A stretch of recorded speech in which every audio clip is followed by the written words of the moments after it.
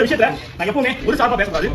ஏன்னா நடந்த இந்த விஷயத்துல கொடூரமானவர்கிட்ட சிக்கின சகோதரிகள் செய்த தவறுகளை அவர்கள் உணர்ந்தார்கள். முதல்ல பாருங்க, என்னதான் தோழமை கொண்டாடுதல் அப்படிங்கிற விஷயம் இருந்தாலும், ஃப்ரீடம் அப்படிங்கிற ஒரு விஷயம் இருந்தாலும், இந்த பிள்ளைகள் சரியான வழியை போயிருந்தாங்கன்னா, சரியான வழியை தேர்ந்தெடுத்தாங்கன்னா இவ்வளவு பெரிய பிரச்சனைகளை மாட்டிக்க வேண்டிய அவசியம்.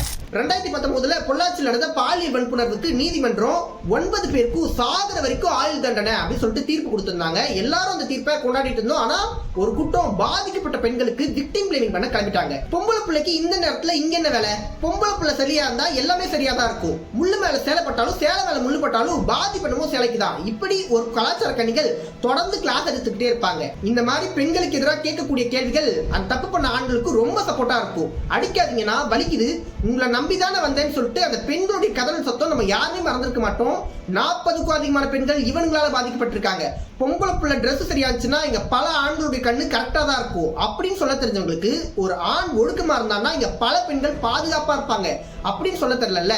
ஒரு பெண் தனக்கு நடக்கக்கூடிய இந்த மாதிரியான அநியாயங்களை எதிர்த்து போராடுறதை விட இந்த சொசைட்டி கேட்கக்கூடிய கேவலமான கேள்விகளை எதிர்த்து போராடுறதா ரொம்ப கஷ்டமா இருக்கு.